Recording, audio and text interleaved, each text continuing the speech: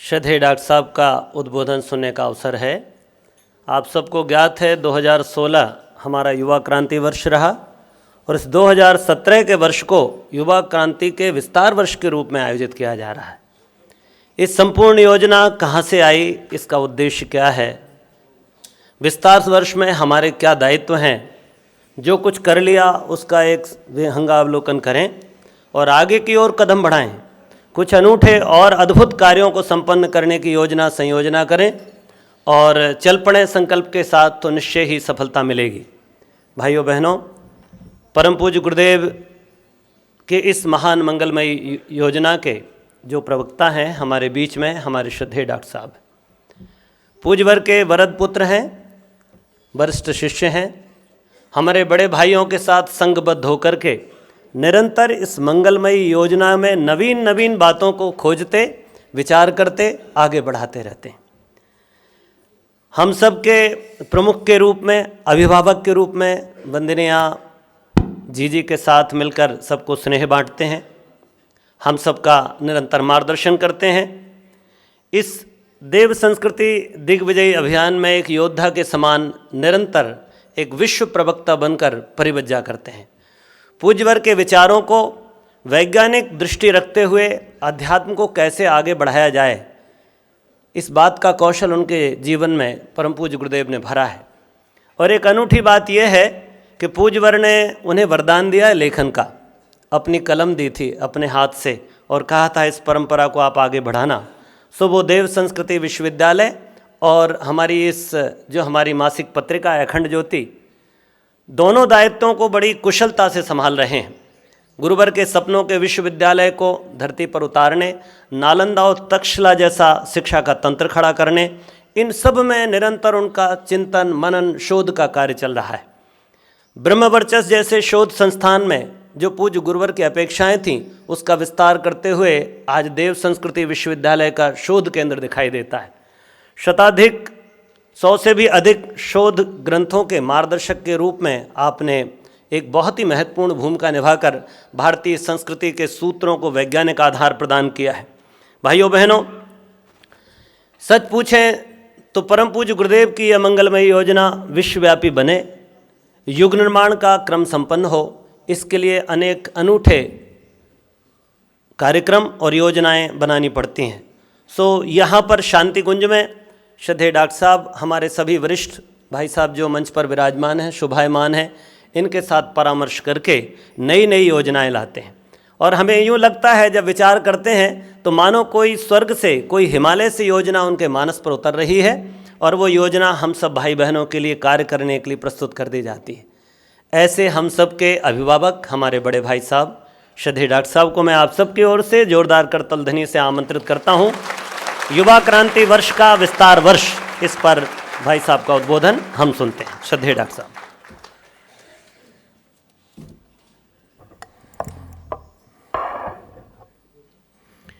देखिए, मैं ये भी जानता हूँ कि बहुत सारे लोग कल रात को 1 बजे आए हैं। जो हमारी उड़ीसा और छत्तीसगढ़ के लोगों को लेकर के आती है एक ट्रेन जिसका नाम है उत्कल एक्सप्रेस, उससे बहुत सारे लोग आए। सुबह मिलने भी आए बहुत सारे लोग, तो आँखों में नींद भी होगी, सब कुछ होगी। कोशिश करें कि बात को सुनने की कोशिश करें, पूरे समझने की, मेरी भी, वीरेश्वर भाई साहब की मेरे बाद। और आपको इसके बाद ऐसा लगेगा कि वास्तव में परम पूज्य गुरुदेव जो हमसे चाहते हैं उसको करने का अब सही समय यही है। गुरुदेव ने एक लेख लिखा था 1982 की यात्रा से लौटने के बाद, मलाई को तैर कर ऊपर आने का आमंत्रण। हमने दूध गर्म किया है तो मलाई निकलेगी, मलाई निकलेगी तो ऊपर आएगी। तो गुरुदेव ने ये कहा था कि भाई मलाई जो है अगर ऊपर नहीं आई तो क्या फ़ायदा हमारे इतने पुरुषार्थ करने का। 1982 के बाद अब आप देखिए कितने साल हो गए, 35 साल होने जा रहे हैं। क्या अब ये मलाई जो आई है, जब से आप लोग आए हैं तब से शांतिकुंज का आभा मंडल ही बदल दिया आप लोगों ने। ऐसा लगता है कि जैसे क्रीम आ गई पूरी की पूरी देश की यहाँ पर। और आप सबके आने की वजह से जो वसंत आया था थोड़े दिन पहले और अभी भी चल रहा है और अभी नवरात्रि के आने तक चलेगा, चैत्र नवरात्रि की पूर्व वेला में वासंती उत्साह आपके चेहरे से भी दिखाई दे रहा है। चाहे कितना भी जगा लो, चाहे कितना भी काम करा लो, कभी न थकने वाले हमारे कर्मवीर, हमारे ये योगवीर यहाँ बैठे हैं। और ये जितने भी हैं, मैं इनसे बहुत अपेक्षा रखता हूँ। इस आशा और अपेक्षा के साथ अपनी बात आरंभ करूँगा। गायत्री मंत्र एक साथ एक स्वर में कमर सीधी कर लें। ओम भूर्भुवः स्वः तत्सवितुर्वरेण्यं भर्गो देवस्य धीमहि धियो यो नः प्रचोदयात्।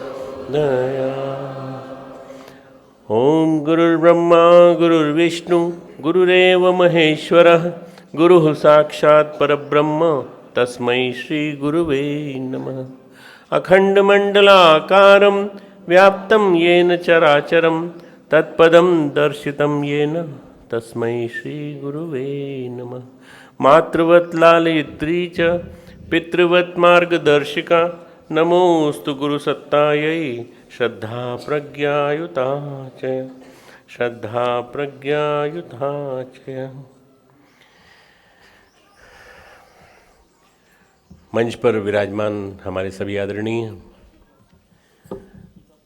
जोन से और सब हमारे विभिन्न जोनों से आए हुए हमारे सभी भाइयों बहनों, देवी स्वरूपा बहनों, देवतुल्य भाइयों, शक्ति स्वरूपा माताओं,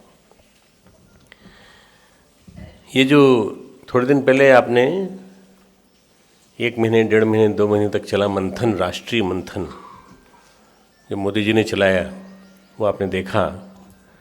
भले ही वो 5 प्रांतों का था, पर उस 5 प्रांतों के मंथन से आपको पता चला होगा कि भारत की कुंडलिनी जो है उसका एक प्रकार से मंथन हो रहा है। विश्व राष्ट्र की कुंडलिनी का जागरण हो रहा है और इसमें एक महत्वपूर्ण भूमिका निभाने जा रहे हैं हम लोग। राजनीति से हमारा कोई मतलब नहीं, पर परिवर्तन कौन करेगा? हम दिशा देंगे, हम चाणक्य की भूमिका निभाएंगे, पर परिवर्तन कौन करेगा? जो लोग करेंगे उनको दिशा हम देंगे, जो लोग करने जा रहे हैं उनको दिशा हम देंगे। और वो परिवर्तन हमने देखा पिछले दिनों जब मंथन हुआ बड़ी तेज़ी से और पूरा का पूरा राष्ट्र हिल के रह गया कि कौन सी आंधी आई। ये आंधी जो आई थी मित्रों, उस आंधी के बाद आप लोग आए हैं 18 तारीख को। न ये प्लानिंग थी, न उनकी प्लानिंग थी, न हमारी प्लानिंग थी, सब एक साथ ही हुआ था। और वसंत मास का समापन होने की नज़दीक है हम लोग। तो वसंत मास जो है वो उत्साह का प्रतीक है, सक्रियता का प्रतीक है। परम पूज्य गुरुदेव का जन्मदिन वसंत मास को मनाया जाता है, माघ शुक्ल पंचमी, और हर वर्ष गुरुदेव उत्साह के साथ उसको मनाते थे। वसंत जो आता है तो सबसे पहले युवाओं के ऊपर आता है। युवावस्था में वसंत दिखाई पड़ता है। आप सब जिनके अंदर ये वसंत है, मैं समझता हूँ आप सब युवा हैं। अगर आप आए हैं तो उम्र से आदमी युवा नहीं होता, आदमी अपने सक्रियता के उल्लास से युवा होता है। यदि आपके अंदर कुछ करने की उमंग है, यदि आप गुरुदेव के कार्यों को आगे बढ़ाने की कोशिश कर रहे हैं और करेंगे और यहाँ से जाके और संकल्प लेंगे। परम पूज्य गुरुदेव ने कहा है ये हमारी योजना निश्चित रूप से सफल होगी, युग परिवर्तन होकर के रहेगा। अभी आपने सुना, आपके सामने पढ़ के सुनाया गया गंगाधर चौधरी के द्वारा कि अपने अंग अवयवों से में गुरुदेव कहते हैं कि आप सबसे एक आशा और अपेक्षा है कि हनुमान से कम स्तर के न हो। मान लो इतने सारे हनुमान हो जाए तो आनंद आ जाए। एक हनुमान ने लंका जला दी थी, वो इतने हनुमान हो गए तो फिर तो क्या होगा, न जान के गजब हो जाएगा। सारे के सारे दुर्बुद्धि वाले लोग हैं, सब समाप्त हो जाएंगे। परम पूज्य गुरुदेव ने इसके लिए एक पुरुषार्थ किया, और परम पूज्य गुरुदेव ने जो पुरुषार्थ किया वो आप सब सूक्ष्मीकरण के महापुरुषार्थ के रूप में जानते हैं उसको। सूक्ष्मीकरण की साधना 1984 से लेकर 1987 तक जो गुरुदेव ने की, उसका एक परिणाम निकल के आया कि परम पूज्य गुरुदेव ने कहा हमने 5 वीरभद्रों का जागरण किया। कई बार लोगों के मन में असमंजस आता है, 5 वीरभद्र हैं कौन? आप लोगों ने जनवरी की अखंड ज्योति पढ़ी होगी और उसमें मैंने 5 निर्माण चित्त का निर्माण कैसे होता है इसकी बात लिखी थी। शायद आपने पढ़ा हो, ना पढ़ा हो तो फिर से पढ़ना उसको। गुरुदेव कहते हैं आत्मिक चेतना सावित्री चेतना का तादात्म्य सावित्री चेतना से साधना से किया गया, विश्व कुंडलिनी जागरण और 5 वीरभद्रों का निर्माण किया गया। प्रथम वीरभद्र जो बनाया गया, जो प्रथम चित्त बनाया गया, एक विराट चित्त बनाया गया, तो 5 चित्तों का निर्माण किया गुरुदेव ने अपने चित्त के माध्यम से। प्रथम चित्त निर्माण चित्त, और इसका जो काम था वो था विचार संशोधन, व्यापक विचार संशोधन। लोगों की जिन सोच में बदलाव आ रहा है, और ये विचार संशोधन कैसे होगा, विचार परिवर्तन कैसे होगा, इसकी शुरुआत हो गई। ये गुरुदेव ने कहा मेरा वीरभद्र सक्रिय होगा, और जब सक्रिय होगा तो पहला काम ये करेगा कि विचार संशोधन का काम करेगा। द्वितीय वीरभद्र दूसरा जो होगा वो नवनिर्माण के लिए प्रचुर साधन किसी भी कीमत पे जुटाएगा। आप लोग कभी कभी परेशान हो जाते हो, हमारे पास साधन नहीं है, हम क्या करें? अरे इतने सारे शक्तिपीठ खड़े कर दिए, कैसे खड़े कर दिए आपने? इतने बड़े बड़े संगठन लेके बैठे हो, कैसे कर दिए आपने? नई नई जगह मिल रही हैं, नए नए स्थान मिल रहे हैं, नया नया पुरुषार्थ हो रहा है, नया नया रचनात्मक काम हो रहा है, ये सब किसने कर दिया? ये सारे के सारे साधन दूसरा वीरभद्र कर रहा है, आप निमित्त मात्र हो बस। तीसरा जो वीरभद्र होगा, गुरुदेव ने कहा दुरात्माओं के लिए ये भय का वातावरण बनाएगा। जितने भी दुष्ट आत्माएं हैं इनके लिए भय का वातावरण बनाएगा, और एक प्रकार से उनको डरा के रख देगा कि हम किसी भी हालत में कोई गलत काम नहीं कर सकते। अब इसके बाद अब कोई ऐसा माहौल न बने। चतुर्थ वीरभद्र जो है वो प्रस्तुत वर्तमान भावी परिजन, आने वाले दिनों में जो परिजन आएंगे, उन सब परिजनों की समर्थता बढ़ाने का काम करेगा। उनको समर्थ बनाएगा, समर्थ बना करके उनके माध्यम से नव युग निर्माण योजना को सक्रिय बनाने का काम करेगा, युग निर्माण योजना को संपूर्णता के लक्ष्य तक पहुंचाने का काम करेगा। 5वां वीरभद्र जो है, गुरुदेव ने कहा विशुद्ध तपश्चर्यारत रहेगा, ऊर्जा देता रहेगा, चारों को विशुद्ध तपश्चर्या रहेगा। 5 के पीछे जो मूल है वो गुरुदेव का चित्त है, मूल चित्त। इनके पीछे जो तप है वो गुरुदेव का तप है, और गुरुदेव का तप है। इससे आप कल्पना कर सकते हैं कि ये 5 वीरभद्रों के निर्माण की जब गुरुदेव ने बात कही थी, तो उसके बाद फिर किस तरह से ये परिणाम निकल के आया है कि आज गायत्री परिवार सबसे बड़े संगठन के रूप में जाना जाता है। मित्रों, अभी ये जो मेरी चर्चा होती रहती है सभी लोगों से, सभी संगठनों से और सभी संगठनों के प्रमुखों से, तो सब एक ही बात कहते हैं कि डॉक्टर साहब एक बात सुनिश्चित है कि आने वाले दिनों में जो गायत्री परिवार चाहेगा वही होगा, और कुछ नहीं हो पाएगा।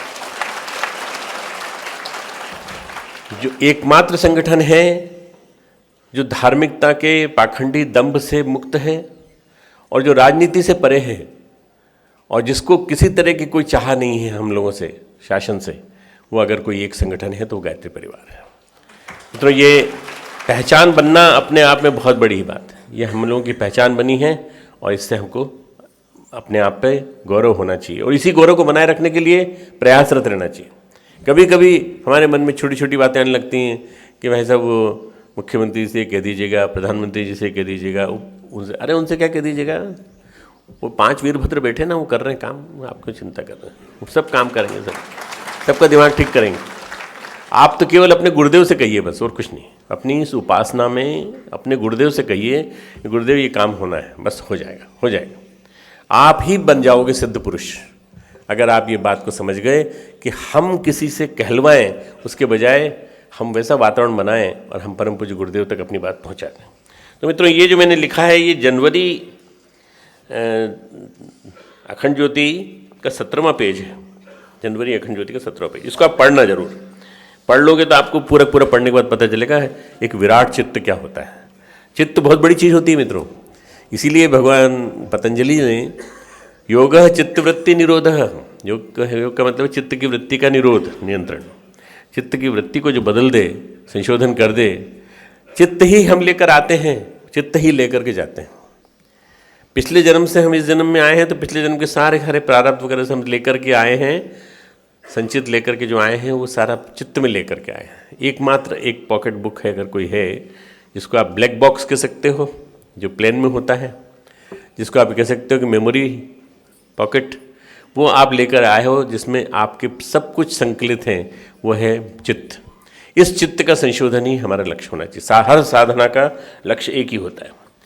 भाइयों बहनों, हमने 2015 में घोषणा की युवा क्रांति वर्ष की कि हम 2016 को युवा क्रांति वर्ष के रूप में मनाएंगे। युवा क्रांति वर्ष सफलतापूर्वक मनाया गया। आपने आदरणीय कालचंद भाई साहब की रिपोर्ट सुनी और आपने सुना कि किस तरह से उसके सफल आयोजन हुए जगह जगह। ये युवा क्रांति वर्ष जो है, ये सही अर्थों में कहा जाए तो मिशन के अंदर एक नई उमंग लाया है, नई करवट बदली मिशन ने। हमने ये चिंतन किया, आपस में बैठ कर के विचार किया, और विचार करने के बाद हमारे मन में ये आया कि जब तक मिशन युवा नहीं होगा, जब तक सांप अपनी केचुल नहीं बदल लेता, तब तक उसके अंदर ऊर्जा नहीं आती। तो हमें क्या करना पड़ेगा, हमें अपने युवा साथियों को जगह जगह से ढूंढ ढूंढ के जोड़ना पड़ेगा, और अपने जो ये कार्यकर्ता हैं भाई, कितनी उम्र के हों, इनको युवा बनाना पड़ेगा। तो हमारे उपनिषद का मंत्र कहता है, युवा स्यात्, युवा हो जाओ। बड़ा विलक्षण है उनका निर्देश, युवा स्यात्, युवा बन जाओ, और युवा बन करके काम करो। तो युवा क्या होता है, उम्र नहीं होती, युवा एक मानसिक अवस्था होती है। जिस दिन आप ये सोच लेंगे कि आप युवा हैं, तो उस दिन आप मान लीजिए कि आपके अंदर सुबह से शाम तक पॉजिटिविटी का उल्लास हिलोरे लेने लगेगा। पॉजिटिविटी, रचनात्मकता, सही चिंतन, किसी के बारे में नेगेटिव चिंतन नहीं, सब सही, और मिशन के सारे विचार आपके दिमाग में घूमने लगेंगे। बस फिर वही काम हमें करना है, और कुछ नहीं करना, ये दिमाग में आएगा। तो ये जो पॉजिटिविटी है, ये कैसे आएगी, जब आप उसको जीवन में उतारने लगेंगे। युवा स्यात्, युवा आध्यायिकः, दृढ़िष्ठो बलिष्ठो, पूरा तैत्तिरीय उपनिषद का ये वल्ली है, उसमें उन्होंने बताते हैं कि सब जितने भी प्रकार के गुण हो सकते हैं, वो सारे गुण युवाओं में होते हैं। मतलब हमारे उपनिषद जो हैं, ये अमृत हैं, ज्ञान के अमृत। ये उपनिषद का मतलब होता है पास बैठकर किया गया मंथन। गुरु ने अपने पास बैठ कर के अपने शिष्यों को बिठाया और उनको सुनाया, और सुनाने के बाद वो चीज़ें उनकी पीढ़ी दर पीढ़ी चली गई, और धीरे धीरे करके हमारे पास आज लिखित रूप में उपलब्ध है। तो परम पूज्य गुरुदेव ये कहते हैं कि अगर आपको आने वाले दिनों में काम करना है, तो आपको अपनी पूरी ऊर्जा लगानी पड़ेगी, पूरी ऊर्जा। युवा कौन है, आखिर युवा कौन है? युवा वो जिनके अंदर किसी प्रकार का शब्दकोश में असंभव नाम का शब्द नहीं है। नहीं साहब, ये तो संभव नहीं है, नहीं हो पाएगा, नहीं, ऐसा कह नहीं सकता कोई युवा नहीं कह सकता, आप भी नहीं कह सकते, कोई नहीं कह सकते। अगर कोई आप में से कहे तो आप बोलना फिर युवा नहीं रहे कि आप तो बूढ़े हो गए हो। जिस दिन आप ये कह दोगे, उस दिन समझ जाएगा कि नहीं, असंभव नहीं कहना है, इम्पॉसिबल कुछ भी नहीं है। जो बाधाओं को चीर कर अपना मार्ग बनाता है, अक्रॉस द करंट, मछली जाती है तो वो धारा को चीरती हुई जाती है। और कई बार पाया गया, मछलियों को टैगिंग किया गया, और वो यहाँ वाली मछली, बिजनौर वाली मछली, कानपुर वाली मछली, धारा को चीर करके ऊपर जा कर के, ऊपर यानी पहाड़ के ऊपर, और ऊपर और ऊपर और ऊपर। मछली का जो सबसे बड़ा गुण है, वो धारा को चीर करके ऊपर जाती है वो, और वो वहाँ पाई गई है बद्रीनाथ केदारनाथ के पास। वहाँ तक पाई गई हैं मछलियाँ, टैगिंग की गई और उनको मैपिंग किया गया उनका, तो पाया गया कि वास्तव में मछली नीचे से ऊपर तक आती है। मछली की तरह हमारा पुरुषार्थ, हम धारा को चीर कर ऊपर जा सकें, परिस्थितियों का दास न हो, जो उनका निर्माता, नियंत्रण करता हो, स्वामी हो, बिल्डर, कंट्रोलर एंड मास्टर। निर्माता, नियंत्रणकर्ता एवं स्वामी हो, जो परिस्थितियों को बनाता हो। हम लोग कभी बहुत परेशान हो जाते हैं, सब परिस्थितियाँ बड़ी विषम हैं, बड़ी दिक्कत है। संसार में दो ही चीज़ें हैं इस जगत में जहाँ हम आए हैं, एक अध्यात्म और एक संसार। दो ही चीज़ें हैं, संसार भौतिकवादी चीज़, अध्यात्मवादी आत्मचिंतन संपर्क। और इन दोनों चीज़ों में आपने क्या चुना है? अगर आप संसार चुनेंगे तो आपको परिस्थितियों से समझौता करना पड़ेगा, परिस्थितियों को चाहना पड़ेगा। और अगर आप अध्यात्म चुनेंगे तो मनस्थिति से आपका पाला पड़ेगा। जो मनस्थिति को बढ़िया बना ले उसको फिर किसी तरह की कोई दिक्कत नहीं है। फिर तो मनस्थिति हमारी मजबूत होना चाहिए, मनस्थिति ऐसी होनी चाहिए कि किसी भी प्रतिकूल परिस्थिति में रहना पड़े हम रह लेंगे। परम पूज्य गुरुदेव ने ब्राह्मणोचित जीवन जी करके दिखा दिया। कोई भी चीज़ नहीं थी उनके पास। उनके महासमाधि के बाद उनके अलमारी में से केवल एक छोटी सी डब्बी निकली जिसमें माता जी का फोटो था और 50-50 पैसे के और 1-1 रुपए के 2-3 सिक्के थे जो जन्मदिन पे देते थे। और इसके अलावा कुछ ग्रंथ थे जो गुरुदेव कभी कभी पढ़ते थे या कहीं मंगा लेते थे।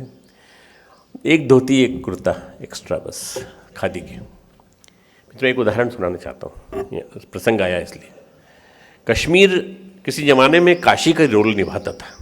कलहट नाम का एक विद्वान था वहाँ पर, कश्मीर का विद्वान कलहट कहलाता था, KALHATH, कलहट।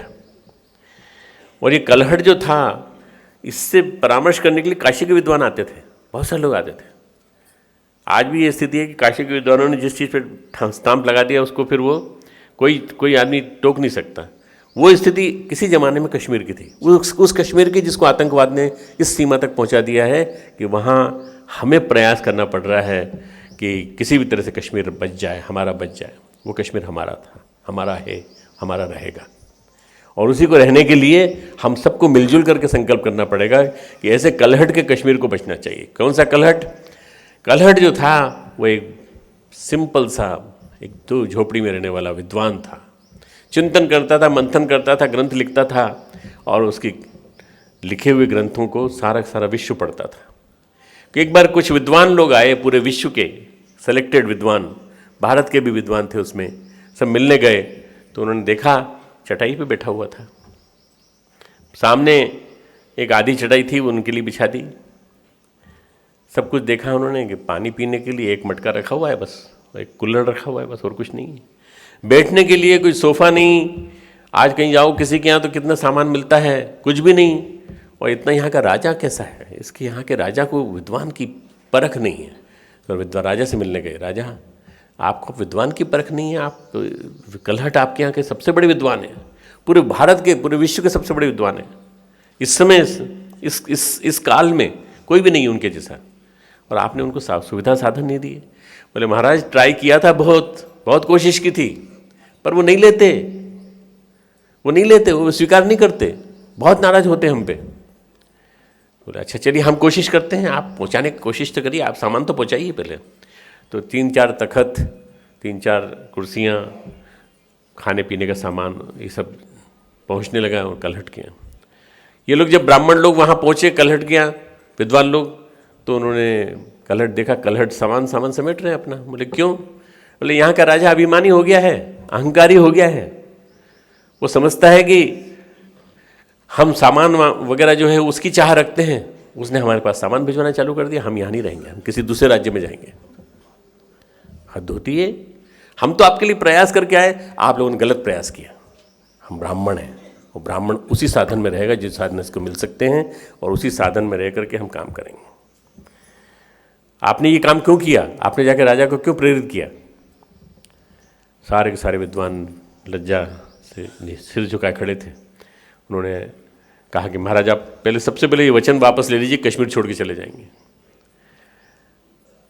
वितस्ता नदी के किनारे जो आप बैठे हैं यहाँ पर, और आप जो बैठ करके जो चिंतन कर रहे हैं, मंथन कर रहे हैं, इसी से तो पूरा देश चल रहा है। नहीं, आपका यहाँ रहना जरूरी, हमसे गलती हुई है, हमने आपके लिए ही कहा। राजा ने आके माफ़ी मांगी कि मेरे इनके कहने में आने के कारण के उन्होंने कहा ठीक है हम यहाँ रुकेंगे। मित्रों, ये देश ऐसे लोगों का देश है, ऐसे लोगों का देश, कलहट जैसे विद्वानों। चलो आप कहेंगे ये बहुत पुरानी बात हो गई, 500, 600, 700 साल पुरानी हो सकता है। एक किशोरीदास वाजपेयी जैसे विद्वान हमारे यहाँ हुए हैं, हमारे हरिद्वार में, कनकल में। जन्मे कानपुर में, पर हरिद्वार आकर के एस्टेब्लिश हो गए। उनको हिंदी का पाणिनि कहा जाता है, व्याकरण ग्रंथ उन्होंने पूरे लिखे हैं। और रामधारी सिंह दिनकर जैसे और हजारी प्रसाद द्विवेदी जैसे लोग डरते थे कि हमारी लिखी हुई रचना में कोई कमी न निकाल दे, इसलिए वो किशोरदास वाजपेयी जी के पास आकर के प्रूफ कराते थे, करेक्ट कराते थे, भाई साहब इसमें देख लीजिए व्याकरण, स्वामी जी आप देख लीजिए, महाराज जी आप देख लीजिए, इसमें व्याकरण में कोई गलती तो नहीं है। तो एक दो कोठरी का मकान उसी में रहने वाले किशोरदास वाजपेयी ने किस नहीं कमाया जीवन भर, पर 1898 में जन्मा हुआ आदमी 1981 में कनखल में समाधि लेके चला गया, मृत्यु सहज रूप में हो गई उनकी। उनके पास सरकार ने पैसा भेजा, पेंशन, उन्होंने वापस कर दी गुरुदेव की तरह से। उनके पास जो एक सहज रूप में जो ब्राह्मणोचित राशि दी जाती थी, नूरुल हसन शिक्षा मंत्री थे, उन्होंने भिजवाई कि ये आपके लिए सरकार ने विशेष रूप से स्वीकृत की है, ये आपके सामान्य खर्च के लिए है। आने लगी, ठीक है कोई बात नहीं, आती रहे, मेरे बच्चों काम आ जाएगी। ज़्यादा बड़ी नहीं थी उस ज़माने के हिसाब से, 1,500-2 हज़ार रुपये बस। उस राशि को बंद हो गया, पता भी नहीं चला किसी को। कोई डीएम आया ऐसा, उसने कहा पता चला वो जिंदा है कि नहीं। तो जो पूछने गया कि महाराज आप जिंदा हो कि नहीं, भाग जाओ, बाहर निकलो, हमें नहीं चाहिए तुम्हारी। तो जिंदा है ये आपको प्रमाण पत्र देना पड़ेगा, आपको हाथ से लिखना पड़ेगा, आपको साइन करना पड़ेगा। अरे हमें नहीं चाहिए भाई तुम्हारी राशि, तुम ले जाओ। चला गया वापस डीएम। तो नूरुल हसन को जब पता चला कि उनकी राशि बंद हो गई तो भागे भागे आए दिल्ली से कि भाई ये क्या हो गया, वाजपेयी जी को पैसे इतने मिलना क्यों बंद हो गए। तो उन्होंने कहा भैया वो पूछता था कि हम जिंदा हैं कि मर गए, जिस दिन मर जाएंगे पता लग जाएगा दुनिया को हमें क्या। तो बोले ये गलती हो गई, ये औपचारिक कार्रवाई आपके साथ नहीं होनी चाहिए थी, हम क्षमा मांगते हैं।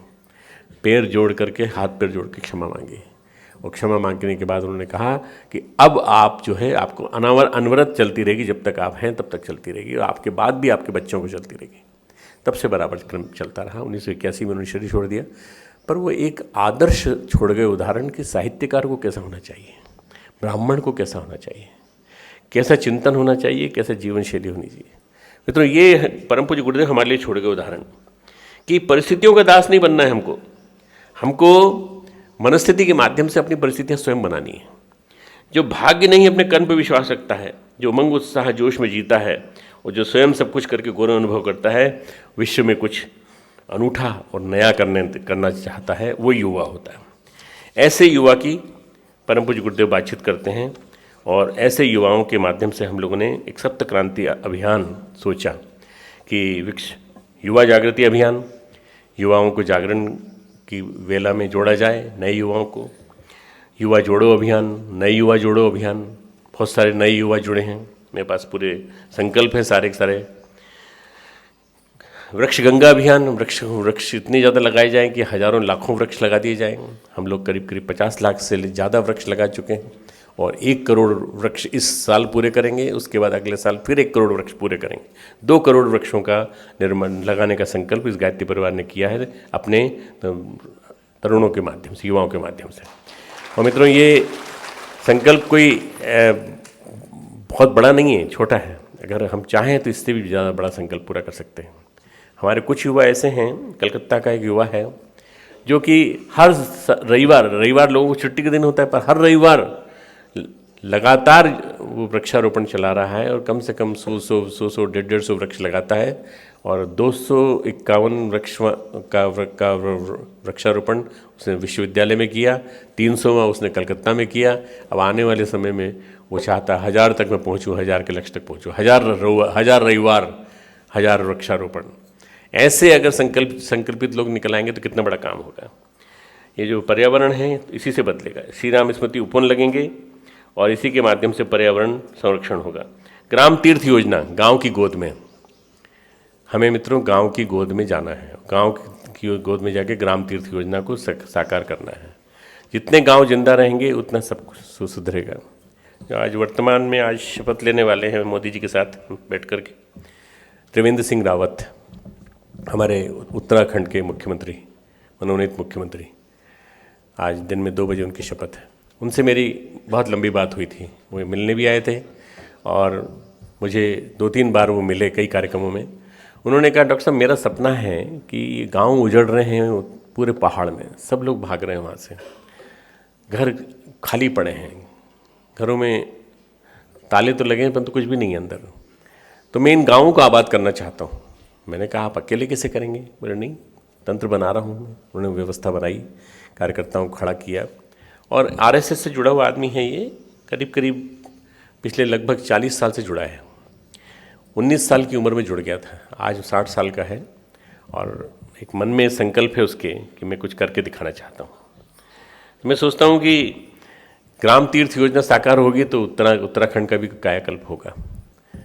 बर्फ बनती है हिमालय पे तो पिघलती है, तो वो अलकनंदा बन के भागीरथी बन के नीचे आती है। और वो जब नीचे आना चालू करेगी तो नदियाँ बहेंगी, नहीं तो नदियाँ नहीं बहेंगी, नदी प्रवाहमान नहीं रहेंगी। तो अविरल गंगा, शुद्ध गंगा, उसके किनारे हरे भरे हों, ऐसी गंगा का जलाभिषेक अभियान करना हमारा युवाओं का लक्ष्य हमने रखा था इस बार। वो बड़े सफल हो रहा है।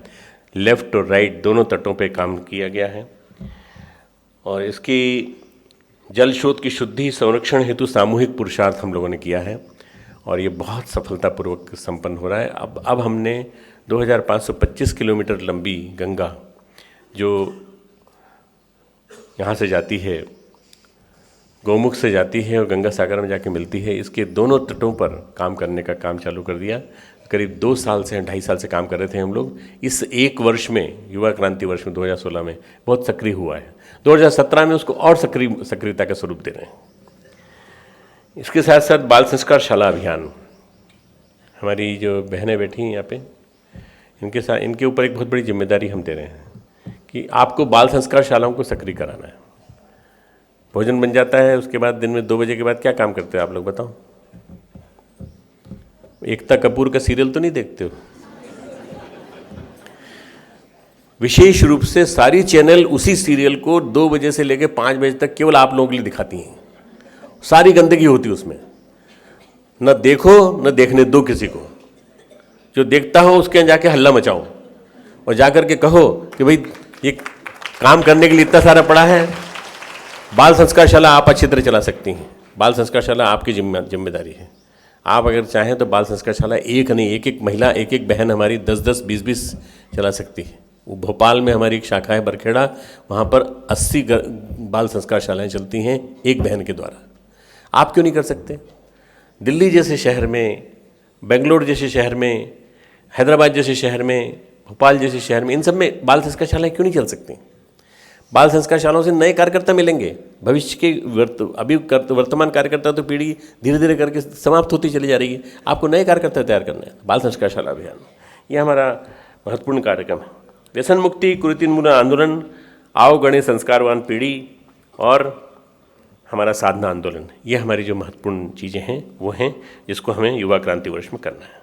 मित्रों, आपको ये याद रखना चाहिए कि युवाओं ने ही समाज में प्रगति और क्रांति के बीज बोए हैं। जितने भी आज आपको दिखाई पड़ते हैं वो सब उन्हीं की वजह से। युवा जो है वो चाहे तो क्या नहीं कर सकता। युवा चाहे तो सारी दुनिया को बदल सकता है। हमारे देश की जो पूरी की पूरी वो है रीढ़ है वो युवा है। और युवाओं को अगर देखा जाए तो वास्तव में लीड दी जाए तो युवा बहुत कुछ काम कर सकते हैं। हम लोगों ने 4 सूत्र दिए: स्वस्थ युवा सबल राष्ट्र, स्वावलंबी युवा संपन्न राष्ट्र, शालीन युवा श्रेष्ठ राष्ट्र, सेवाभावी युवा सुखी राष्ट्र। अब ये कैसे पूरा होगा? जब तक आप लोगों के माध्यम से हम लोग नहीं कर पाएंगे मित्रों, तो नहीं हो पाएगा। इसलिए आपको क्या करना पड़ेगा? युवाओं को देना पड़ेगा। तो युवा प्रौढ़ सम्मिलन सहयोग, प्रौढ़ व्यक्ति जो हमारे कार्यकर्ता जिन्होंने गुरुदेव के साथ काम किया है और युवा सब मिलकर के एक साथ काम करें तो क्या होगा? देखते देखते परिवर्तन दिखाई पड़ने लगेगा।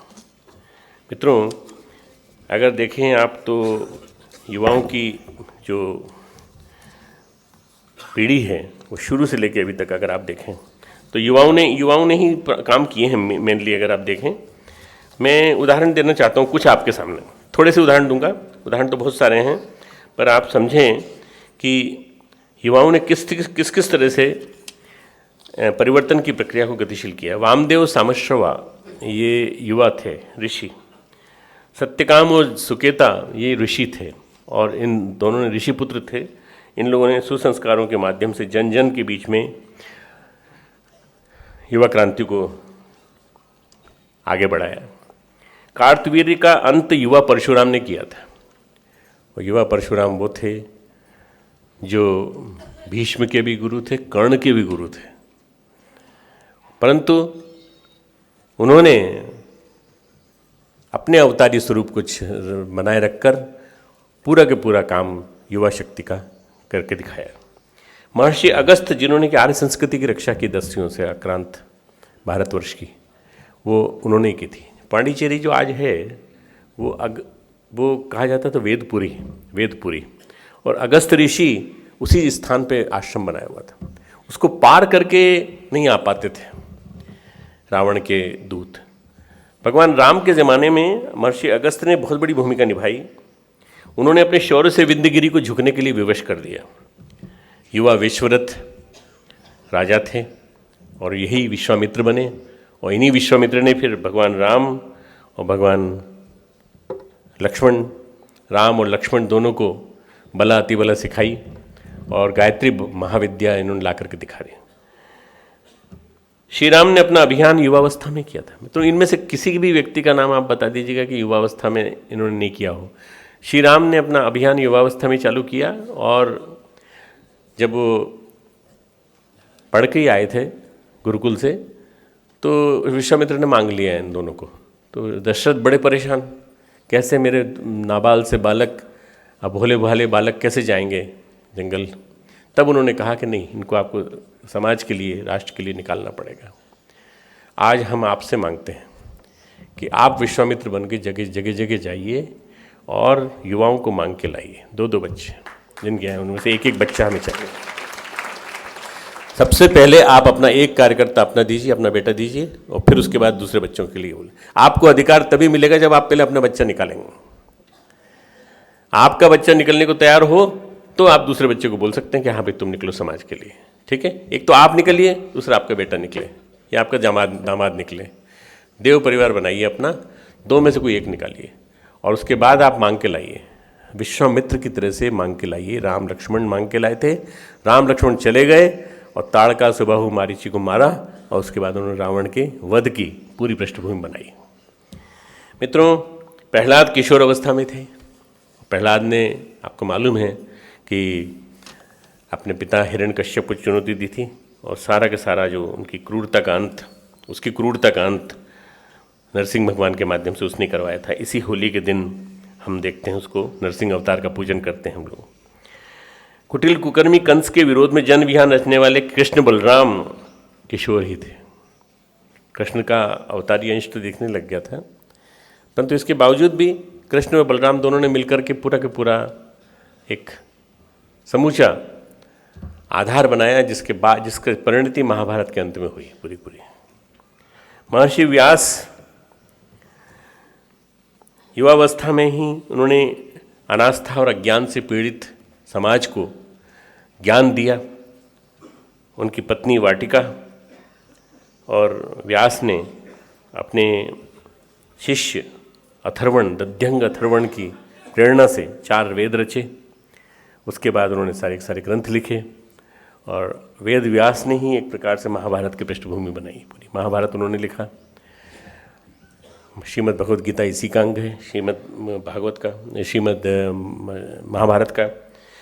उनके युवा पुत्र शुकदेव और शिष्य जैमिनी, सूत, शौनक आदि सब युवा थे, सब युवा, सारे ऋषि। यहाँ से आप थोड़ी दूर चले जाएंगे, सीतापुर के पहले लखनऊ के पास नैमिषारण्य जगह है, सूत शौनक परंपरा वहीं से चली। युवा सिद्धार्थ, युवा वर्धमान। युवा सिद्धार्थ हमारे बुद्ध बने और युवा वर्धमान महावीर बने। इन दोनों ने युवावस्था में अपना सब कुछ छोड़ दिया और त्याग तपश्चर्या का एक नमूना पेश किया। सिद्धार्थ सम्यक संबुद्ध बने तो वर्धमान महावीर। इसी परंपरा को आगे बढ़ाने के लिए युवा शंकराचार्य आगे आए और अपनी माँ से उन्होंने कह दिया कि मुझे किसी भी हालत में शादी नहीं करनी, मुझे संन्यास लेना है। इसके लिए उनको कुचक्र भी रचना पड़ा, उनको माया का मगर बनाना पड़ा और उसने मुझे पकड़ रखा है, पाँव में पकड़ रखा है। सब कुछ समझा करके माँ को वो निकल के बाहर आ गए और उसके बाद उन्होंने अपने पूरा का पूरा एक देव संस्कृति दिग्विजय पूरे देश में 4 धाम की स्थापना और पद्मपाद, सुरेश्वर, भारती और कर्णिका अपने शिष्य पैदा किए जिन्होंने कि सारे राष्ट्र को संभाला। वास्तव में बुद्ध के समय में जो एक मिथ्या भ्रांति हो गई थी लोगों के मन में कि जितने भी कर्मकांड होते हैं, जितने भी हैं ये सब के सब, वो सब अनाचार का अड्डा बन गए थे और नास्तिकता का जोर बढ़ गया था। तब उसको आस्तिकता के जोर में बदलने के लिए शंकराचार्य का आना जरूरत है। 900 करीब 900 AD में शंकराचार्य आए और तब से लेके अब तक उन्होंने पूरा के पूरा जो उनकी परंपरा चली है शंकराचार्य की, बड़ी विलक्षण परंपरा है। रामानुज, मध्व, निम्बार्क, वल्लभ, ये सब जितने भी शंकराचार्य इसी बीच आए लोग जो थे, जितने भी स्वामी जी, ये सब उसी बीच आए। गोरखनाथ युवा ही थे, बाद में कबीर, रैदास आदि अनेकों युवा संतों ने इसे पोषित किया। सिख गुरुओं में प्रथम गुरु नानक थे या दशम गुरु गुरु गोविंद सिंह, दोनों ने मिलकर के प्रथम और दशम और बीच के 10 लोगों ने, गुरुओं ने, 10 गुरुओं ने मिलकर के सिख धर्म की स्थापना की और खालसा पंथ स्थापित किया। एक ऐसा ग्रंथ दे गए गुरु ग्रंथ साहब जिसके माध्यम से पूरा पूरा सिख धर्म जो है पोषित होता है। आज के परम पूज्य गुरुदेव ने जो हमें ग्रंथ दिए हैं, जो विचार दिए हैं, वो एक प्रकार से गुरु ग्रंथ साहब हैं। चाहे वांग्मय हो, चाहे उनके हाथ से लिखे हुए विभिन्न ग्रंथ हो, चाहे वो अखंड ज्योति पत्रिका हो, ये सारा का सारा एक गुरु ग्रंथ साहब का हिस्सा है। अगर हम चाहें तो हम इस विचार को जन जन तक पहुंचा सकते हैं और हर व्यक्ति से कह सकते हैं कि आपके घर में स्थापित होना चाहिए, वांग्मय स्थापित होना चाहिए, सारे आर्ष ग्रंथ के जितने भी साहित्य है वो सब स्थापित होना चाहिए। कुछ ना हो तो जीवन जीने की कला के कुछ किताबें, कला क्रांति धर्मी साहित्य की 25 किताबें, ये आपके यहाँ स्थापित होना चाहिए। गायत्री महाविज्ञान न हो, चलो बड़ा है छोटा, गायत्री से साधना से जुड़ी हुई किताबें स्थापित होना चाहिए। अगर ये स्थापित हो जाएंगी मित्रों तो देखते देखते परिवार बदलते देखे जाएंगे।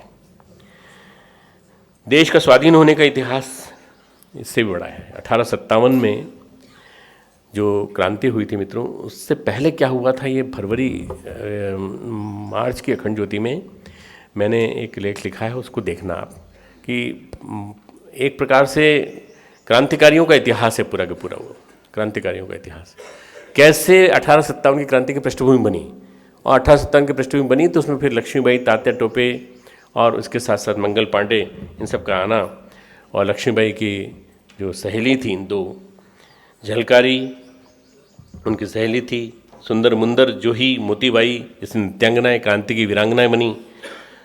उसी जमाने में मित्रों स्वाधीनता की बलिवेदी पर सर्वस्व लुटाने वाले बाल गंगाधर तिलक, गोपाल कृष्ण गोखले, महात्मा गांधी, जवाहरलाल नेहरू, शहीद आजम भगत सिंह, परमवीर चंद्रशेखर आज़ाद, खुदीराम बोस आदि सभी ने देशवासियों के सुख एवं यौवन का बलिदान किया था। खुदीराम बोस तो जब फांसी के फंदे पर गए तो उनके उद्गार थे, हंसी हंसी चढ़ी वे फांसी, देखिए जगतवासी, एक बार विदाई दे माँ आमी पूरे आसी। दुनिया देखेगी कि मैं हंसते हंसते फांसी के फंदे पर चढ़ जाऊंगा, ये भारत माता मुझे विदा दो, मैं बार बार तुम्हारी कोख में जन्म लूँ। मित्रों, श्री अरविंद का आना, रमन महर्षि का आना, परम पूज्य गुरुदेव का आना, ये 3 का आना एक साथ हुआ है और ये बड़ी विलक्षण प्रक्रिया है। इसके माध्यम से हमारे देश की आज़ादी का इतिहास लिखा गया पूरा पूरा। गांधी जी ने कितना किया, भगत सिंह ने कितना किया, और परम पूज्य गुरुदेव श्री अरविंद रमन महर्षि ने कितना किया, ये बिल्कुल अपनी अलग अलग जगह इनके पैमाने माने जाएंगे।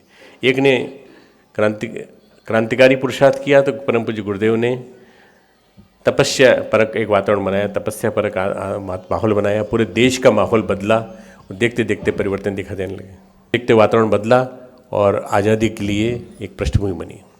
मित्रों, जिन लोगों ने आज़ादी हमें दिलाई, उन्होंने कभी कल्पना की थी कि 1947 के बाद ऐसे लोग आएंगे जो काले अंग्रेज होंगे, वो काले अंग्रेज बनकर के पूरे का पूरा वो गड़बड़ कर देंगे। तो मित्रों, ऐसा शायद दूरदृष्टि से देखते हुए गांधी जी ने कहा था परम पूज्य गुरुदेव से 1936-37 में कि ये मैं चाहता हूँ कांग्रेस वो हो जाए, डिज़ोल्व हो जाए पूरी तरह से।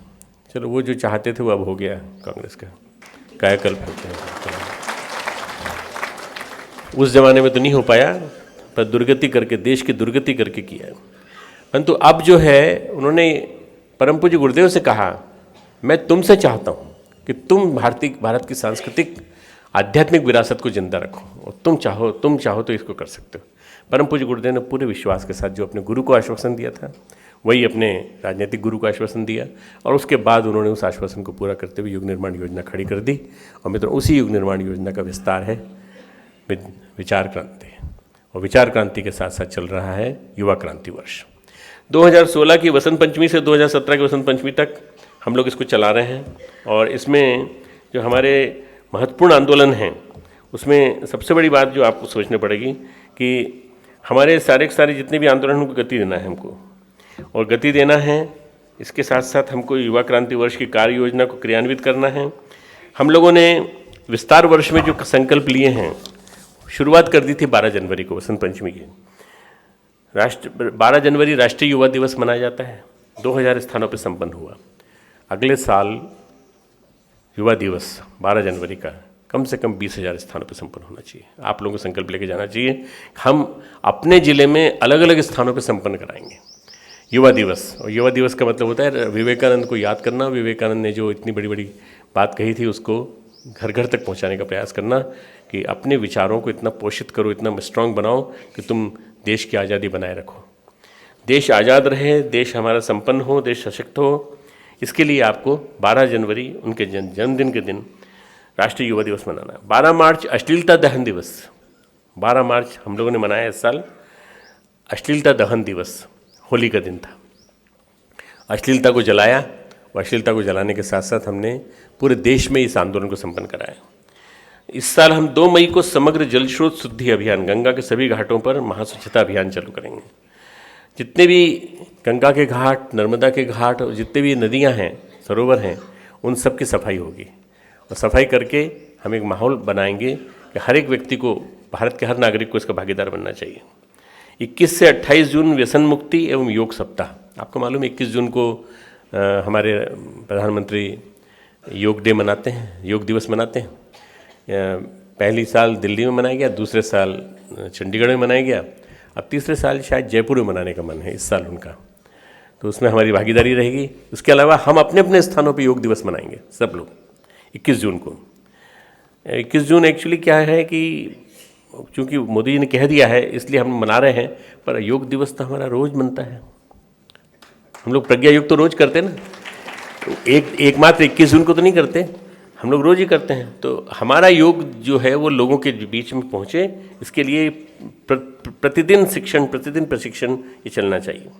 पर एक योग सप्ताह का हम आयोजन करेंगे 21 से लेकर 29। 9 जुलाई से 7 अगस्त तक बृहद वृक्षारोपण, क्योंकि पानी आ जाता है, पानी गिर जाता है। 9 जुलाई से 7 अगस्त तक। 2 से 8 अक्टूबर ग्राम तीर्थ यात्रा सप्ताह पद यात्राएँ, ग्राम तीर्थ सप्ताह मनाएंगे, पद यात्राएँ करेंगे और जगह जगह ग्राम तीर्थों की स्थापना के लिए बढ़ावा देंगे। और 27 से 29 जनवरी 2018 हमारी वसंत पंचमी है। अगले वर्ष 22 जनवरी को, तो 22 जनवरी को वसंत पंचमी अपने अपने स्थानों पर मना करके 27 से 29 जनवरी एक युवा क्रांति वर्ष की पूर्णाहुति हम लोग नागपुर में आयोजित कर रहे हैं। नागपुर राष्ट्र का केंद्र है और एक बड़ा, उसके पहले 4 महीने पहले 4 ज्ञान रथ, वीडियो रथ पूरे विभिन्न दिशाओं से चलेंगे और जागृति फैलाते हुए सब के सब नागपुर में सब इकट्ठे होंगे। और उसमें जितने लोग इकट्ठे हो सकें, आप में से जितने यहाँ आए हैं, हमने बुलाया तो यहाँ आए, ऐसे नागपुर वाले व्यवस्था कर रहे हैं कि नागपुर में मध्य महाराष्ट्र में 0 माइल वाला एरिया है, वो 0 माइल, जहाँ ये कहा जाता है कि वहाँ से 0 माइल काउंट होता है भारत का, और रेखा भी उसी रेखा से गुजरती है। इसीलिए नागपुर से हम अपना समापन करेंगे युवा क्रांति वर्ष का। युवा क्रांति वर्ष का समापन उस दिन नहीं हो जाएगा, युवा क्रांति तो कंटिन्यूस चलती रहेगी हमारे आंदोलनों के माध्यम से। तो हमारे जो आंदोलन हैं युवा क्रांति वर्ष के, उन सब का आपको निरंतर आपको बराबर याद रखना है। इसके लिए एक किताब दी जा रही है आपको। किताब तैयार है अपनी? आज ही देंगे, परसों देंगे आपको किताब। युवा क्रांति के बारे में जितनी भी बातें संपादकीय में लिखी गई थी, उसमें हर कॉलेज में, हर यूनिवर्सिटी में, हर स्कूल में कैसे कैसे वर्कशॉप आयोजित करनी है उनकी टेक्निक दी गई है, उसके पॉइंट्स दिए गए हैं। उन पॉइंट्स के आधार पर आप जा कर के वर्कशॉप ले सकते हैं, आप सब जा सकते हैं। आप अपने युवाओं को भी भेजिए, खुद को भेजिए। उसके अलावा उस किताब के अंदर ये भी दिया गया है कि आप देव परिवार कैसे बसा सकते हैं, देव परिवारों को सम्मिलन कैसे कर सकते हैं, कैसे करें। बेटा, बहू, दामाद और बेटी, इन सब के सम्मिलन होना चाहिए। कार्यकर्ताओं के बेटे बेटी, कार्यकर्ताओं के दामाद और बहू, इन सबको इकट्ठा होना चाहिए एक जगह। अगर ऐसे सम्मेलन जगह जगह पारिवारिक सम्मेलन होने लगेंगे तो बहुत बढ़िया हो जाएगा। अभी तक क्या हुआ है कि मिशन आप तक ही सीमित रहा है, आपने अपने बच्चों तक अभी पहुंचाने की कोशिश की होगी, पर शायद आज की जो वर्तमान समाज की जो प्रचलन है उसको देखते हुए नहीं बन पाए। अब आप जोड़िए, उनको पूरी तरह जोड़िए, और उनके फिर नाती पोतों को भी जोड़िए, नाती पोतों को भी जोड़िए। आप, आपके हाथ में है, अगला मिशन खड़ा करना आपके हाथ में है।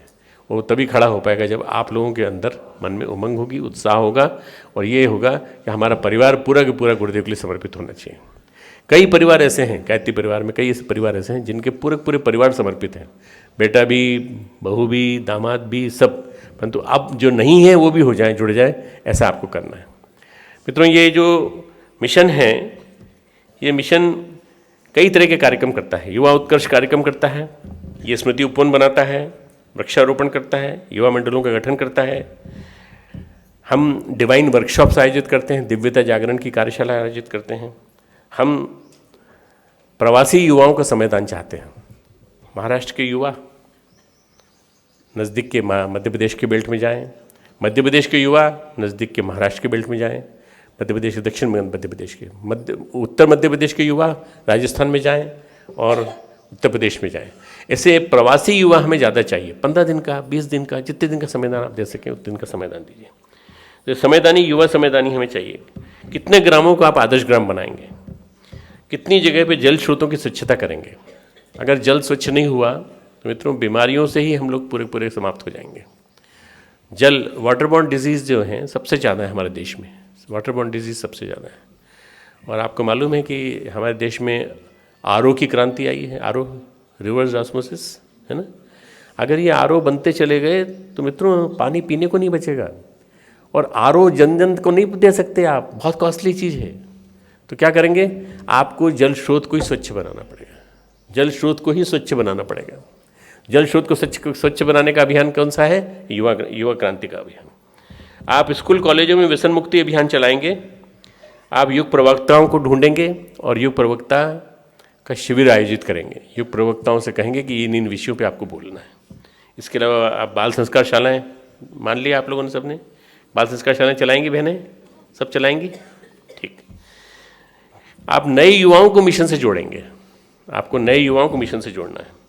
नारी जागरण के कार्यक्रम चलाना है, आप चाहेंगे तो हम यहाँ से टोलियाँ भेजेंगे आपके पास, कोई दिक्कत नहीं। आप अपनी टोली बनाइए और अपनी टोली भेजिए, अपने क्षेत्र में घुमाइए 4-4, 5-5 बहनों की।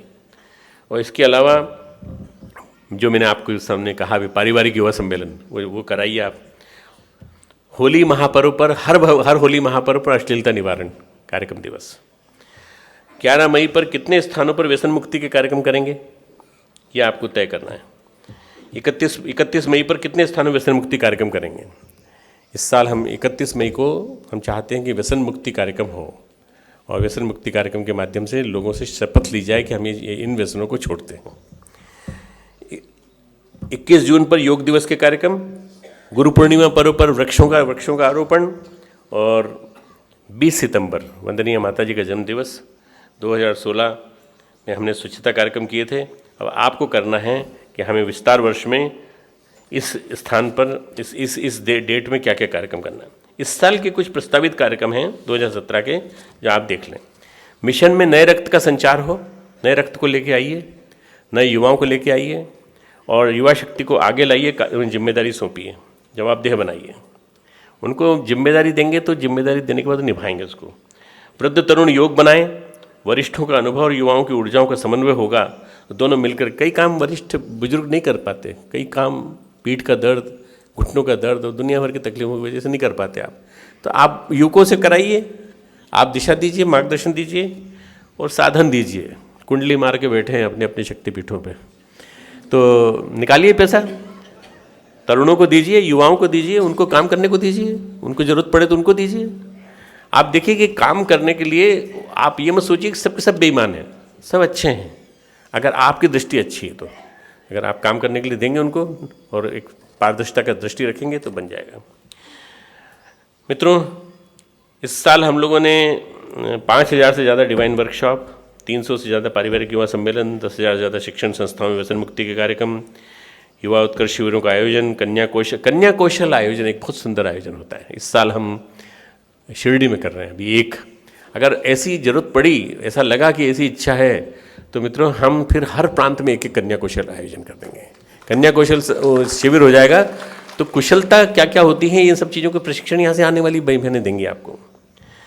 और ये बच्चियाँ जो प्रशिक्षित होंगी वो आपके लिए नारी जागरण के लिए अगले दिनों मिल जाएंगी, उपलब्ध हो जाएंगी। 500 गाँवों को इस साल हमने आदर्श बनाने का संकल्प लिया है। आदर्श का मतलब आदर्श, पूरी तरह से आदर्श, व्यसन मुक्त, स्वावलंबी, स्वच्छ, सशक्त, गांव का पानी गांव में, गांव का युवा गांव में, गांव की फसल गांव में, गांव की पौध गांव में, ये आदर्श गांव है। जब आप पूरा आदर्श बना सको तब तो आप कहोगे हमने आदर्श गांव का निर्माण किया। ऐसे गांव का निर्माण नहीं जो हमारे मोदी जी ने सारे मेंबर ऑफ पार्लियामेंट्स को कहा था कि तुम बनाओ, तो सब लोग बना रहे हैं। अभी 3 साल हो गए, अभी किसी की रिपोर्ट नहीं उनके पास पहुंची। हमारी आदर्श गांव की रिपोर्ट पूरे देश में फैलेगी, क्योंकि हमने उनसे पहले बना के रख दिया है। आप कोशिश करके देखिए, उनसे पहले बना के देखिए। इसके लिए जाना पड़ेगा, बुजुर्गों को, बड़ों को मार्गदर्शन देने के लिए और युवाओं को साथ देने के लिए जाना पड़ेगा, साथ साथ जाना पड़ेगा। 4 युवा क्रांति रथों का संचालन करेंगे हम लोग। युवा क्रांति वीडियो रथ होंगे, वीडियो रथ जगह जगह दिखाएंगे, और ये 4 दिशाओं से आकर के 5 नागपुर में मर्ज हो जाएंगे। युवा क्रांति वर्ष में संभवतः 12 आंदोलन समूहों का प्रशिक्षण एवं नियोजन करना है हमको। 12 आंदोलन समूह हम बनाएंगे। प्रवासी युवा युग प्रवक्ताओं का प्रशिक्षण एवं नियोजन करना है। इनका केवल प्रवासी युवा बनाने भर से काम नहीं चलेगा, उनका प्रशिक्षण शिविर भी हो और उनको फिर नियोजन करने की बात। विभिन्न अभियानों पर वृत्तचित्र तैयार करना। जो हम लोगों ने अभियान चलाए, गंगा का अभियान है, उसका भी हमने एक मूवी बनाई है, वो भी आप देखना, आपको शायद दिखाई जाएगी शाम को। और इसके अलावा आप उसकी कॉपी भी ले आ सकते हैं, उसकी आप एक पेन ड्राइव आप लेते चले जाइएगा और आप दिखाइएगा। हम गए थे एक सम्मेलन में गोवा में, वहाँ सारे धर्म तंत्र के जितने प्रमुख थे वो इकट्ठे हुए थे। तो उन्होंने कहा कि गायत्री परिवार अभी तक हमारे बीच में नहीं इकट्ठा हुआ, गायत्री परिवार के प्रमुख आए हैं, तो हम इनको अनुरोध करते हैं कि हमारे 7 प्रमुख लोग जो हैं उनमें गायत्री परिवार भी हो। तो वहाँ गायत्री परिवार को भी इंक्लूड कर लिया गया। फिर उन्होंने कहा कि हम क्या कर सकते हैं, आप बताइए। दक्षिण भारत के 4,000 संत थे वहाँ पर, और बाकी पूरे देश के अन्य संत थे, जिसमें रामदेव जी भी थे और अवधेशानंद जी भी थे, सब थे। तो फिर मैंने अपनी फिल्म दिखा दी, 15 मिनट की फिल्म थी, पूरी सबको दिखा दी। और उसके बाद एक एक कॉपी उसकी USB की मैं ले गया था, करीब ले गया था, 150-200 ले गया था। वो मैंने सबको बांट दी। मैंने कहा आप भी जाके दिखाइए सबको कि कैसे गंगा साफ की जा सकती है। देखिए, इस तरह से करेंगे तो काम चलेगा, नहीं तो नहीं चलेगा। ये आपको करना पड़ेगा। आज की टेक्नोलॉजी के साथ चलिए, आज की टेक्नोलॉजी के साथ बात करिए। शक्तिपीठों, जोन, उपजोन स्तर पर युवा प्रकोष्ठ की गतिविधियों हेतु स्थान बैठक की व्यवस्था बननी चाहिए। उदार हो जाओ, थोड़ा दिल चौड़ा करो, और दिल चौड़ा करके आप युवा प्रकोष्ठ के लिए जगह बनाइए। पटना शक्तिपीठ ने पूरी जगह दे दी, सैटरडे संडे को पूरा युवा लोग करते हैं। क्या आप नहीं कर सकते? अपने नहीं दे सकते? जगह दे दीजिए और कहिए कि आपने यहाँ के एक्टिविटी चलाइए। आप मत समझो गुंडे लोग आएंगे, अरे ये तो आपके बच्चे हैं भाई। उनको जिस दिन आप बच्चा मान लोगे उस दिन वो गुंडे नहीं रह जाएंगे। बच्चे को गुंडा रहने देंगे आप कभी? बच्चे को अव्यवस्थित रहने देंगे? तो आप कोशिश करिए कि उसको पहले बच्चे को प्यार से बनाइए और उसके बाद फिर उसको दे दीजिए, सौंप दीजिए। युवाओं हेतु स्वावलंबन प्रशिक्षण का शिविर आयोजन करिए। स्वालोकम करके, स्वावलंबी लोक मंडल करके एक हमने योजना बनाई है, जिसमें 200 प्रकार के ग्रामोद्योग, 200 प्रकार, कल आज से लेकर परसों तक 3 दिन में आपको सब चीज़ बताई जाएंगी। 200 प्रकार के ग्रामोद्योगों का प्रशिक्षण होता है। ये ग्रामोद्योगों का प्रशिक्षण चला करके छत्तीसगढ़ में कम से कम 8-10 स्थानों पे बहुत बढ़िया चल रहे हैं सेंटर। अगर चाहें तो आप लोग भी पूरे देश में चला सकते हैं मित्रों। स्थानीय केंद्रों पर व्यक्तित्व परिष्कार कक्षा का आयोजन, personality development centre, spiritual study circle बनाइए, स्वाध्याय मंडल बना करके स्वाध्याय मंडल, एक घटना सुनाता हूँ, उसका समापन करता हूँ मैं अपना। स्वाध्याय मंडल जो थे, श्री अरविंद के ज़माने में बहुत ज़्यादा उनका गरम निकलता था संपादकीय वंदे मातरम, तो उनके ऊपर बैन लगा दिया गया। तो फिर उन्होंने अपने 2-3-4 लोगों को बुलाया, कहा तुम स्पिरिचुअल स्टडी सर्कल चलाओ। तो स्पिरिचुअल स्टडी सर्कल चले और उनके माध्यम से वो छोटी छोटी बुकलेट्स निकलने लगीं, उसके माध्यम से आज़ादी के बारे में लोगों को पता चला। ये 1882, 83, 84, 85 की बात बता रहा हूँ मैं आपको। वास्तव में स्पिरिचुअल स्टडी सर्कल यदि आप बनाते हैं, हमारे यहाँ यूनिवर्सिटी में, देव संस्कृति विश्वविद्यालय में स्पिरिचुअल स्टडी सर्कल चलते हैं, जिससे बच्चे आपस में मिल बैठ करके बातचीत करते हैं, डिस्कस करते हैं, गुरुदेव के साहित्य को पढ़ते हैं, अखंड ज्योति पढ़ते हैं, योग निर्माण योजना पढ़ते हैं, अच्छे अच्छे महापुरुषों के जो वाक्य हैं उनको पढ़ते हैं। ऐसा यदि आप लोग चला सकें तो बहुत बढ़िया हो जाएगा। मैंने बहुत सारे कार्यक्रम दे दिए हैं, इन कार्यक्रमों को आप मन में सोचिएगा क्या कर सकते हैं। निश्चित रूप से परिवर्तन आने वाला है और बदलाव आने वाला है, और ये बदलाव जो आएगा ये देखते देखते आने वाले 9 वर्षों में आएगा। 9 वर्षों में, ये 9 वर्ष की हमने एक साधना योजना दी है, वो अखंड ज्योति मई में आ रही है, और उसका एक परिपत्र हम आप सबको बांट रहे हैं, आपको 2 दिन में मिल जाएगा।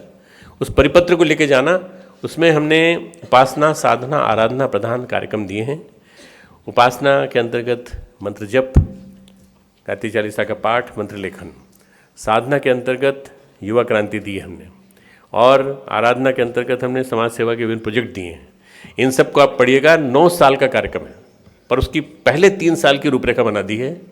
अभी से लेके ये गुरु पूर्णिमा 2017 से लेके गुरु पूर्णिमा 2020 तक 3 साल की योजना दी है। अभी 3 साल के बाद फिर करवट बदलेंगे, फिर महत्वपूर्ण योजना देंगे, उसमें और जोड़ेंगे। फिर 3 साल के बाद फिर 3 साल का, और उसके बाद 2026 में वंदनीय माता जी की जन्म शताब्दी मनाएंगे, अखंड दीपक की जन्म शताब्दी मनाएंगे। भागवत सिद्धि मुहूर्त आया था, जिसमें श्री अरविंद ने संकल्प लिया था कि मैं मौन साधना में चला जाऊंगा और मैं राष्ट्र की आज़ादी के लिए संकल्पित होकर के तब करूंगा। वो भी 1926 में हुआ था। तो 1926 में 3 पुरुषार्थ हुए थे, वंदनीय माता जी का जन्म, अखंड दीपक का प्रज्वलन, और तीसरा था श्री अरविंद का। इन तीनों की पूर्णाहुति मनाई जाएगी 2026 में एक साथ। उसके लिए 3-3 साल के 3 खंडों में बांटे गए हैं। नवसृजन संबंधी एक महापुरुष चरण बना रहे हैं हम लोग, उसमें आपको सबकी भागीदारी करनी है और भागीदारी करानी है। खूब खूब मंगल कामनाएं आप सबके लिए।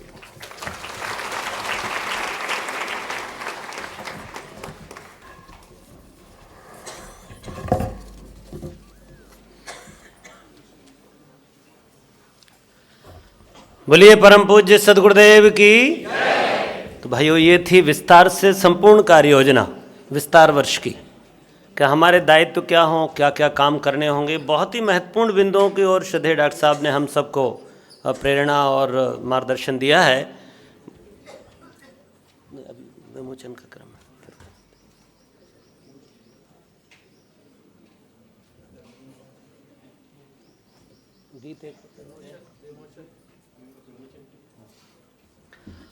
तो भाइयों बहनों, ये कुछ बहुत ही महत्वपूर्ण सूत्र थे, आप सब ने नोट कर लिए होंगे। आने वाले वर्ष में हम सबको इनको गति प्रदान करनी है। राम लक्ष्मण और कृष्ण बलराम की जोड़ियां ढूंढनी है। मिशन को नए रक्त से सजाने का क्रम हम सबको करना है, और इस हेतु हमको अपने अपने क्षेत्र की अपनी अपनी योजनाएं बनानी है। अब समय है कुछ पुस्तकों का विमोचन यहाँ हो रहा है।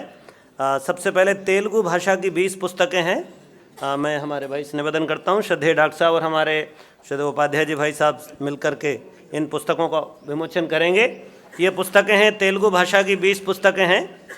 मैं क्या हूँ, गायत्री विषयक समाधान, कल्प साधना, उपासना के 2 चरण जप और ध्यान, बुढ़ापे का आनंद, गायत्री की 9 साधना, घरेलू मसाला वाटिका, वेदों का दिव्य संदेश, सूक्ष्मीकरण साधना, गहना कर्मणो गति, स्त्रियों की गायत्री साधना, स्वर योग से दिव्य ज्ञान, कायाकल्प, सूर्य विज्ञान, तुलसी स्थापना, योग दर्शन, ग्रस्त जीवन एक तपोवन, स्वास्थ्य समस्याएं समाधान, चिंतन के क्षण, सत्यनारायण व्रत कथा।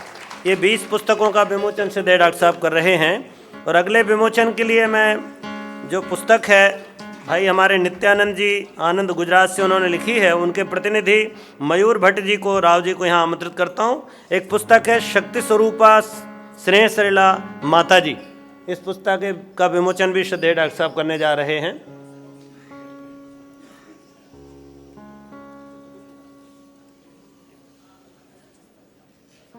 ये पुस्तकों का विमोचन हुआ और अगले क्रम में अब एक छोटा सा संगीत का क्रम संपन्न होगा और उसके बाद अगले उद्बोधन के लिए हम हमारे माननीय वक्ता, छोटा सा परिवर्तन इस प्रक्रिया में आज किया गया है। अभी सुबह का संबोधन हमारे परमादरणीय कालीचरण जी भाई साहब करेंगे और उसके पश्चात श्रद्धेय वीरेश्वर भाई साहब का उद्बोधन संध्या काल में होगा। तो मैं निवेदन करूंगा अभी श्रद्धेय भाई साहब को बुलाऊं, उसके पूर्व में हमारे उद्गाता बंधु एक गीत प्रस्तुत कर रहे हैं। हमारा है ये दृढ़ संकल्प, नया संसार बनाएंगे। अपने स्थान पर बैठे रहिए, चलने फिरने का क्रम बंद रखें।